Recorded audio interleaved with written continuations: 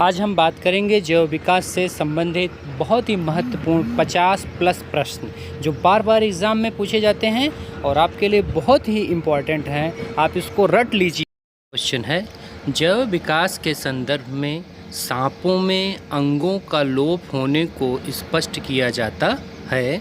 आपके ऑप्शन हैं अंगों का प्रयोग तथा अनुप्रयोग किए जाने से, बिलों में रहने के प्रति अनुकूलन से, प्राकृतिक चयन से, उपार्जित लक्षणों की वंशागति से। आपको बताना है इसमें से राइट आंसर क्या है। तो राइट आंसर हो जाएगा आपका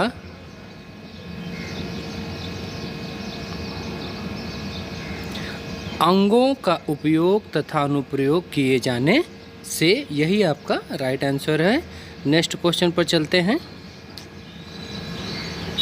जीवों में आनुवंशिक विभिन्नता का मूल स्रोत होता है हार्मोन्स का प्रभाव, प्राकृतिक चयन, उत्परिवर्तन, लैंगिक जनन।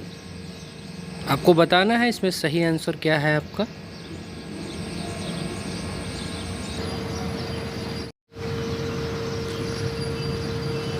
उत्परिवर्तनवाद, यही आपका राइट आंसर है। जीवों में आनुवंशिक विभिन्नताओं का मूल स्रोत उत्परिवर्तन होता है। नेक्स्ट क्वेश्चन पर चलते हैं। जीवन संघर्ष और योग्यतम की उत्तरजीविता का संबंध है मतलब किस वैज्ञानिक से है ये हमें बताना है। तो जीवन संघर्ष और योग्यतम की उत्तरजीविता, जैसा आप जानते हैं, ये डार्विनवाद के अनुसार है। तो राइट आंसर हो जाएगा आपका डार्विनवाद। नेक्स्ट क्वेश्चन पर चलते हैं। प्राकृतिक चयन के बारे में हमारी आधुनिक समझ के अनुसार योग्यतम सदस्य वे हैं जिनमें वातावरण के अनुसार अनुकूलन की सबसे अधिक क्षमता होती है। यही आपका राइट आंसर हो जाएगा। बाकी इसमें जो भी आंसर हैं वो उससे मिलते जुलते नहीं हैं। आप एक बार चाहें तो देख सकते हैं, लेकिन राइट आंसर आपका यही होगा। ऐसे सदस्य जिनमें वातावरण के अनुसार अनुकूलन की सबसे अधिक क्षमता होती है। नेक्स्ट क्वेश्चन पर चलते हैं। इनमें से किस समूह की सब रचनाएं मानव में अवशेषी हैं। फर्स्ट ऑप्शन है वर्मीफॉर्म अपेंडिक्स, शरीर के रोम, कॉलिक्स, ओलिक्रेनन प्रवर्त, कॉक्सिक्स। इसमें शरीर के रोम नहीं होते हैं अवशेषी अंग। अगला क्वेश्चन है अक्कल दाढ़, कॉक्सिक्स, पटेला, पैराथायराइड, ठोडी। ये भी गलत जवाब है। देह रोम, कर्ण पेशियाँ, एटलस कशेरुका, कॉक्सिक्स, कर्ण अस्थियाँ। ये भी गलत जवाब है। इसमें राइट आंसर हो जाएगा आपका कॉक्सिक्स, वर्मीफॉर्म अपेंडिक्स, कर्ण पेशियाँ तथा निक्टेटिन कला। यही आपका राइट आंसर हो जाएगा। अब हम अगले क्वेश्चन पर चलते हैं। निम्नलिखित में किसको मानव युग कहा जाता है। हमें बताना है मानव युग क्या है। तो पहला ऑप्शन है प्लेटोसीन शक, होलोसीन शक, प्लायोसीन शक, मायोसीन शक। आपका राइट आंसर हो जाएगा होलोसीन शक। होलोसीन शक को ही हम मानव युग कहते हैं। नेक्स्ट क्वेश्चन पर चलते हैं। उत्परिवर्तनवाद का प्रतिपादन किया था डार्विन ने, लैमार्क ने, वेलस ने, डी ब्रीज ने। तो उत्परिवर्तनवाद का प्रतिपादन डी ब्रीज द्वारा किया गया था। De Vries. अगले क्वेश्चन पर चलते हैं। नव डार्विनवाद के अनुसार कौन सा कारक जैव विकास के लिए जिम्मेवार है। हमें बताना है। आपके ऑप्शन हैं उत्परिवर्तन, संकरण, लाभदायक विभिन्नताएं, उत्परिवर्तन एवं प्राकृतिक चयन। तो आपका जो आंसर हो जाएगा इसमें सही उत्परिवर्तन एवं प्राकृतिक चयन नव डार्विनवाद का प्रमुख कारक है जैव विकास में। यही राइट आंसर हो जाएगा आपका। नेक्स्ट क्वेश्चन पर चलते हैं। योग्यतम की उत्तरजीविता के विचार के मूल प्रवर्तक हैं। तो योग्यतम की उत्तरजीविता का, जैसे लास्ट क्वेश्चन में आपने देखा, नव डार्विनवाद में हमने बताया आपको कि डार्विन से संबंधित है वो, लेकिन योग्यतम की उत्तरजीविता का जो मूल विचार था वो स्पेंसर द्वारा दिया गया था। यही आपका राइट आंसर हो जाएगा स्पेंसर। अगले क्वेश्चन पे चलते हैं। आर्कियोप्टेरिक्स किनका संयोजक था। हमें बताना है कि ये किसके बीच की संयोजक कड़ी है। तो आपके ऑप्शन हैं सरीसृपों व पक्षियों के बीच में, पक्षियों व स्तनियों के बीच में, उभयचरों व सरीसृपों के बीच में, सरीसृपों व स्तनियों के बीच में। तो आपका राइट आंसर हो जाएगा आर्कियोप्टेरिस जो होता है वो सरीसृप और पक्षियों के बीच की कड़ी होता है। यही आपका राइट आंसर हो जाएगा। नेक्स्ट क्वेश्चन पर चलते हैं। पेरिपेटस किनका संयोजक है? हमें बताना है इनके बीच में कौन सा संयोजक कड़ी है। आपके ऑप्शन हैं सरीसृपों व स्तनियों के बीच में, दूसरा ऑप्शन है मोलस्क व आर्थ्रोपोड के बीच में, एनिलिडा व आर्थ्रोपोडा के बीच में, चपटे कृमि व एनालिडा के बीच में। तो आपका जो राइट आंसर हो जाएगा वो ऑप्शन हो जाएगा आपका एनिलिडा तथा आर्थ्रोपोड्स के बीच की संयोजक कड़ी को पेरिपेटस कहा जाता है। इसका फिगर भी आप देख सकते हैं।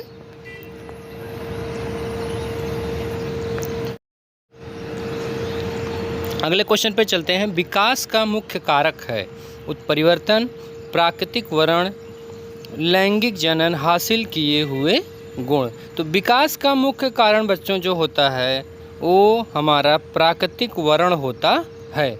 जो जीव प्राकृतिक वर्ण कर लेते हैं वही विकास की श्रेणी में आगे बढ़ते हैं। नेक्स्ट क्वेश्चन है आपका विकासवाद का सिद्धांत किसने प्रतिपादित किया? विकासवाद का सिद्धांत हमें बताना है।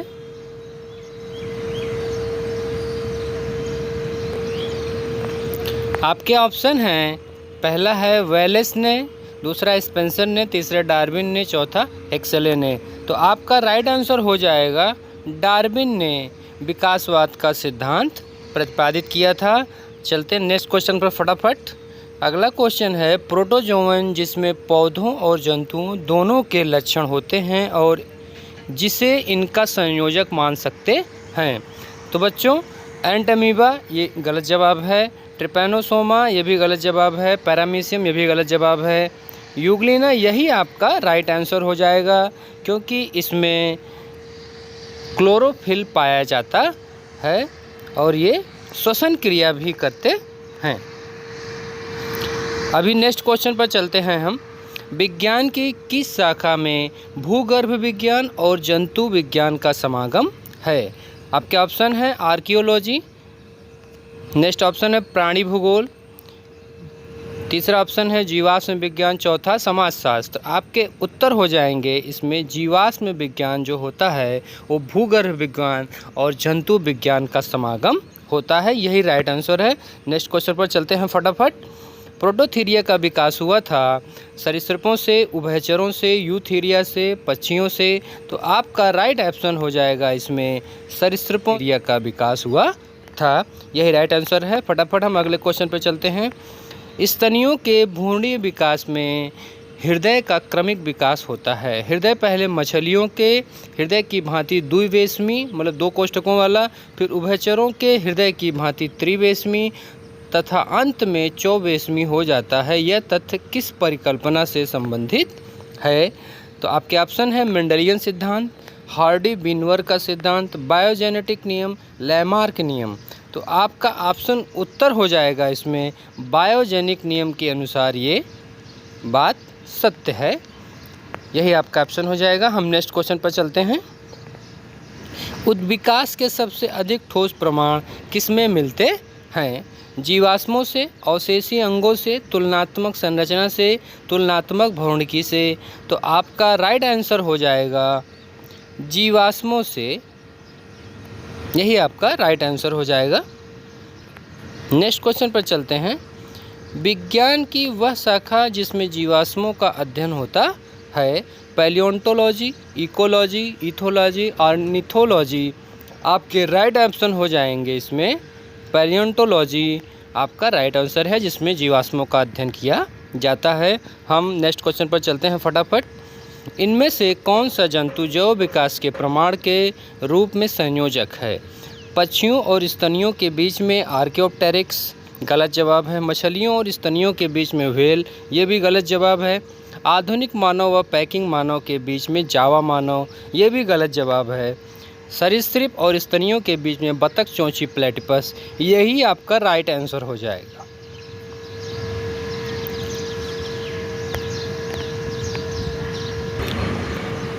नेक्स्ट क्वेश्चन है बच्चों, जीव विकास को सर्वप्रथम किसने समझाया? लैमार्क ने, न्यूटन ने, आइंस्टाइन ने, चार्ल्स डार्विन ने। तो आपका राइट आंसर हो जाएगा इसमें लैमार्क ने इवोल्यूशन जैव विकास को समझाया। नेक्स्ट क्वेश्चन पर चलते हैं फटाफट। डार्विन द्वारा प्राकृतिक चयनवाद के प्रतिपादन में किसका प्रभाव सबसे अधिक था? आबादी पर माल्थस के लेख का, डी ब्रीज के उत्परिवर्तन सिद्धांत का, आनुवंशिकी के संबंध में मेंडल के मटर पर प्रयोग का, उत्तरजीविता पर वेलस के लेख। तो डार्विनवाद द्वारा प्राकृतिक चयनवाद के प्रतिपादन में आबादी पर माल्थस के लेख का सबसे अधिक प्रभाव पड़ा था इनके ऊपर, डार्विन के ऊपर। तो यही आपका राइट आंसर हो जाएगा। हम नेक्स्ट क्वेश्चन पर चलते हैं फटाफट। कौन सा पक्षी उड़ नहीं सकता है, ये बताना है हमें। पहला मोर है, दूसरा बतख, तीसरा एमू, चौथा स्टॉर्क है। तो आपका राइट आंसर हो जाएगा, जैसा हम जानते हैं कि एमू उड़ नहीं सकता है, यही आपका राइट आंसर हो जाएगा। हम नेक्स्ट क्वेश्चन पर चलते हैं फटाफट। अपनी भ्रूणावस्था में जंतु पूर्वजों की भ्रूणावस्थाओं को दोहराते हैं, यह नियम कहलाता है। हमें बताना है ये किसका नियम है या कौन से नियम के अंतर्गत ये आता है। तो आपके उत्तर हो जाएंगे, पहला ऑप्शन है उद्विकास का नियम, दूसरा फ्लोकिंग का नियम, तीसरा बायोजेनेटिक नियम, चौथा है एनेक्सिमेंडर का नियम। तो आपका राइट आंसर हो जाएगा बायोजेनिक नियम, यही आपका राइट आंसर हो जाएगा। नेक्स्ट क्वेश्चन पर चलते हैं। निम्नलिखित में से कौन अंडे देता है और सीधे बच्चे नहीं देता है? पहला ऑप्शन है एकिडिना, दूसरा है कंगारू, तीसरा सेही, चौथा वेल है। तो आपका राइट आंसर हो जाएगा एकिडिना, ये सीधे अंडे देता है। ये प्रोटोथीरिया में आते हैं और ये सभी अंडे देते हैं। और हम नेक्स्ट क्वेश्चन पर चलते हैं फटाफट। जीवन वृत्त में जाति वृत्ति की पुनरावृत्ति किस सिद्धांत से स्पष्ट होती है? आपके ऑप्शन है प्राकृतिक चयनवाद, उत्परिवर्तनवाद, आनुवंशिकी। तो आपका राइट आंसर हो जाएगा पुनरावृत्ति सिद्धांत, यही आपका राइट ऑप्शन है। पुनरावृत्ति सिद्धांत में जीवन वृत्ति में जाति वृत्ति की पुनरावृत्ति होती है, यही सिद्धांत है। हम नेक्स्ट क्वेश्चन पर चलते हैं। अपने व्यापक रूप से स्वीकृति भाव में जैव विकास का मतलब है प्राकृतिक चयन, परिवर्तन के साथ अवतरण, उत्परिवर्तन का होना, जनकों के लक्षणों की वंशागति। ये आपके ऑप्शन है, आपको राइट ऑप्शन बताना है इसमें से। तो बच्चों आपका राइट आंसर हो जाएगा परिवर्तन के साथ में अवतरण, यही राइट आंसर हो जाएगा। नेक्स्ट क्वेश्चन पर चलते हैं। इनमें कौन सा जंतु कुछ ही समय पूर्व विलुप्त हुआ है? आपको बताना है। ऑप्शन है आपके डोडो, डायनासोर, टीरोडैक्टाइल, चौथा है मैमथ। तो आपका राइट आंसर हो जाएगा बच्चों डोडो जो है वो अभी कुछ समय पूर्व ही विलुप्त हुआ है। नेक्स्ट क्वेश्चन पर चलते हैं। कीवी पक्षी पाया जाता है, कहाँ पाया जाता है? दक्षिण अमेरिका में, भारतवर्ष में, न्यूजीलैंड में, पूर्वी इंडीज़ में। तो कीवी जैसा आप जानते हैं कि कीवी जो है हमारा वो न्यूजीलैंड में पाया जाता है ये पक्षी, इसीलिए न्यूजीलैंड के खिलाड़ियों को कीवी कहते हैं। नेक्स्ट क्वेश्चन पर चलते हैं। डायनासोर थे सीनोजोइक सरीसृप, मीसोजोइक सरीसृप, पैलियोजोइक एम्फीबियन, मीसोजोइक सरीसृप। तो डायनासोर बच्चों मीसोजोइक सरीसृप थे, यही आपका राइट आंसर हो जाएगा। नेक्स्ट क्वेश्चन पर चलते हैं। मैमथ पूर्वज हैं आदिमानव के, घोड़े का, हाथी का, कुत्ते का। तो मैमथ जो है बच्चों वो हाथी का पूर्वज है, यही आपका राइट आंसर हो जाएगा। नेक्स्ट क्वेश्चन पर चलते हैं। पांडा भी उसी कुल का सदस्य है जिसका कि है कुत्ता, बिल्ली, भालू, खरगोश। तो आपका राइट आंसर हो जाएगा पांडा भी उसी कुल का सदस्य है जिसका कि भालू है। नेक्स्ट क्वेश्चन पर चलते हैं। डेनिसोवन कभी कभी समाचार माध्यमों में किस संदर्भ में आता है? एक प्रकार के डायनासोर का जीवाश्म, एक आदि मानव जाति स्पीसीज, पूर्वोत्तर भारत में प्राप्त गुफा तंत्र, भारतीय उपमहाद्वीप के इतिहास में एक भूवैज्ञानिक कल्प। तो आपका राइट आंसर हो जाएगा इसमें एक आदि मानव जाति स्पीसीज है डेनिसोवन। नेक्स्ट क्वेश्चन पर चलते हैं। आप जीवों के विकास के संदर्भ में कौन सा अनुक्रम सही है? पहला ऑप्शन है सालामेंडर, अजगर, कंगारू, ऑक्टोपस, डॉल्फिन, शार्क।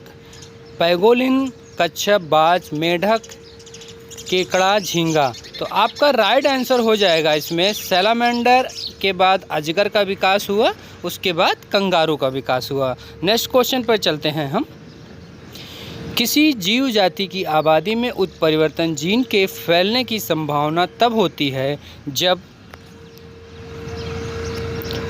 इसका यह प्रबल होता है या सुप्त होता है, इसका प्राकृतिक चयन हो जाता है, यह न प्रबल होता है न सुप्त होता है। तो राइट एक्शन हो जाएगा आपका ऑप्शन, इसका प्राकृतिक चयन हो जाता है। यही आपका राइट आंसर है। नेक्स्ट क्वेश्चन पर चलते हैं हम फटाफट।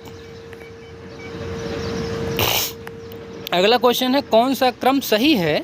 देखिए Mesozoic, Archaeozoic, Proterozoic, Archaeozoic, Cenozoic, Palaeozoic, Palaeozoic, Mesozoic, Cenozoic, Palaeozoic, Archaeozoic और सीनोजोइक। जो सही क्रम है वो आपका पहला आर्कियोजोइक होता है, फिर प्रोटोरियोजोइक होता है, फिर पैलियोजोइक, फिर मीसोजोइक, फिर सीनोजोइक होता है। तो आपका राइट आंसर हो जाएगा इस क्रम में पैलियोजोइक, मीसोजोइक और सीनोजोइक। नेक्स्ट क्वेश्चन पर चलते हैं हम फटाफट। निम्नलिखित में से कौन सा एक कपी नहीं है। ओरंगुटान, लंगूर, गिबन, गोरिल्ला। तो आपका राइट आंसर हो जाएगा बच्चों इसमें लंगूर जो है ये कपी नहीं है। अब हम नेक्स्ट क्वेश्चन पर चलते हैं। जाति उद्भवन तब होता है जब एक ही जाति की विभिन्न आबादियों का भौगोलिक पृथक्करण हो जाता है, जननिक अलगाव हो जाता है, किसी आबादी का विलोप हो जाता है, आबादियों का अत्यधिक विस्तार हो जाता है। आपको राइट ऑप्शन बताना है इसमें से। तो बच्चों आपका राइट ऑप्शन हो जाएगा इसमें जननिक अलगाव हो जाता है, यही राइट ऑप्शन है। अभी हम नेक्स्ट क्वेश्चन पर चलते हैं। डुगोंग नामक समुद्री जीव जो कि विलोपन की कगार पर है क्या है। तो डुगोंग नामक जो समुद्री जीव है बच्चों ये स्तनधारी मैमल है, यही आपका राइट ऑप्शन हो जाएगा। अभी हम नेक्स्ट क्वेश्चन पर चलते हैं। आनुवंशिक अपवहन का विचलन जीन की बारंबारता में क्रमवत परिवर्तन होता है। जीन की अंतः प्रजनन में कोई समानता नहीं होती।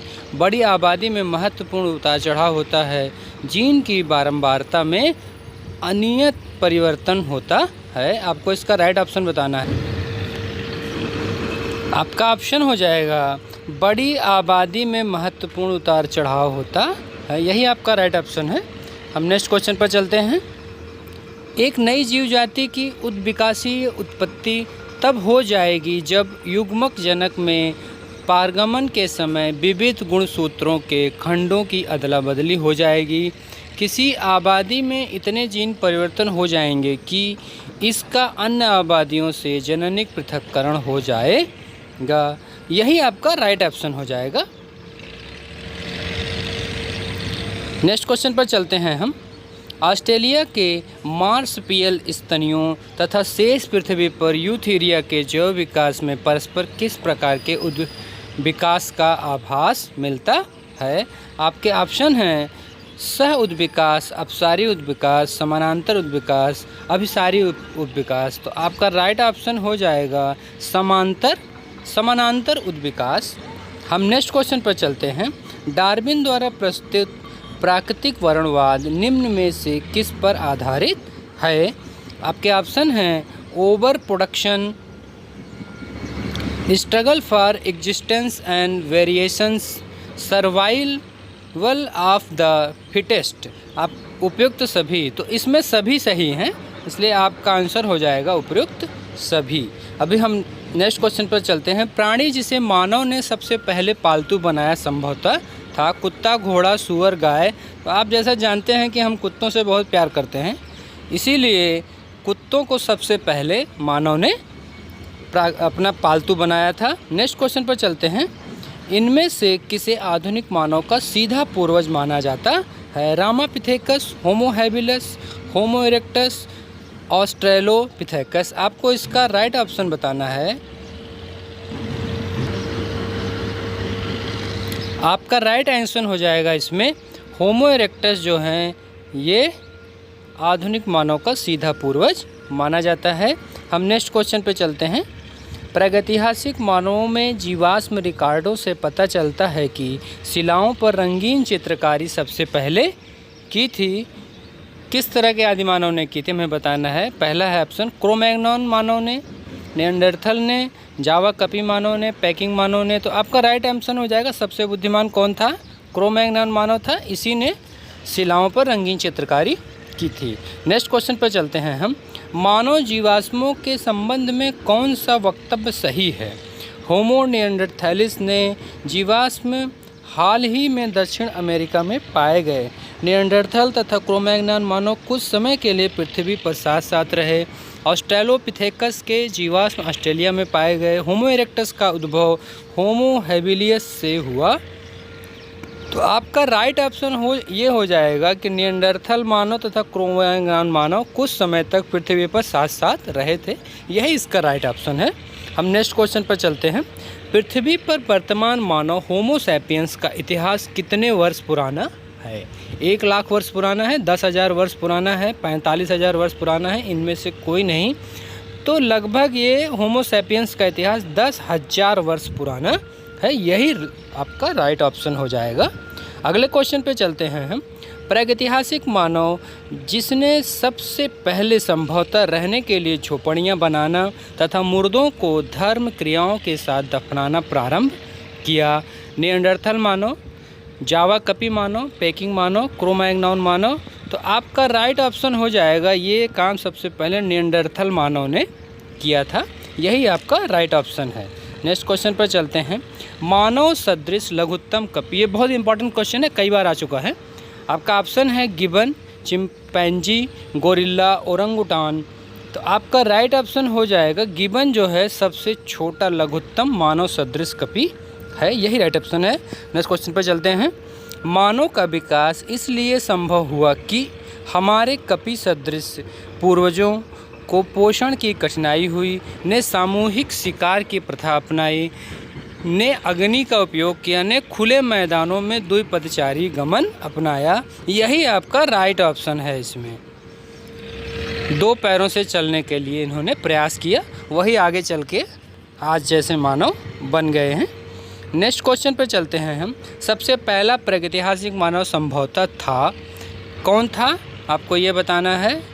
ऑस्ट्रेलोपिथेकस, जिनजैंथ्रोपस, होमो हैबिलियस, रामापिथेकस। आपका राइट ऑप्शन हो जाएगा होमो हैबिलियस सबसे पहला प्रागैतिहासिक मानव है। नेक्स्ट क्वेश्चन पर चलते हैं फटाफट हम। अग्नि का प्रथम प्रयोग करने वाला प्रागैतिहासिक मानव संभवतः था पेकिंग मानव, निएंडरथल मानव, क्रो-मैग्नॉन मानव, जावा कपी मानव। तो आपका राइट ऑप्शन हो जाएगा इसमें जावा कपी मानव ने सबसे पहले अग्नि का प्रयोग किया था। नेक्स्ट क्वेश्चन पर चलते हैं हम। आधुनिक मनुष्य के हाल के पूर्वज हैं जावा मानव, क्रो-मैग्नॉन मानव, निएंडरथल मानव और पेकिंग मानव। तो आपका राइट ऑप्शन हो जाएगा क्रो-मैग्नॉन मानव जो हैं ये भी आधुनिक मनुष्य के पूर्वज माने जाते हैं। नेक्स्ट क्वेश्चन पर चलते हैं हम। पूर्व पाषाण काल का संदर्भ किसके लिए आता है? प्रागैतिहासिक मानव, अधा मानव, आधुनिक मानव, आदिवासी मानव। तो आपका राइट ऑप्शन हो जाएगा इसमें से प्रागैतिहासिक मानव को पूर्व पाषाण काल का संदर्भ दिया जाता है। हम नेक्स्ट क्वेश्चन पर चलते हैं। वर्तमान मानव प्रजाति में कृषि और सभ्यता का प्रारंभ संभवतः हुआ अफ्रीका में नाइल नदी के निकट, कैस्पियन और भूमध्य सागरों के निकट, चीन में, इन सभी क्षेत्रों में। तो जैसा आप जानते हैं कि कृषि की सभ्यता नील नदी पर और सिंधु नदी पर हुई थी। तो आपका राइट ऑप्शन हो जाएगा अफ्रीका में नाइल नदी के निकट। यही राइट ऑप्शन है। ओके।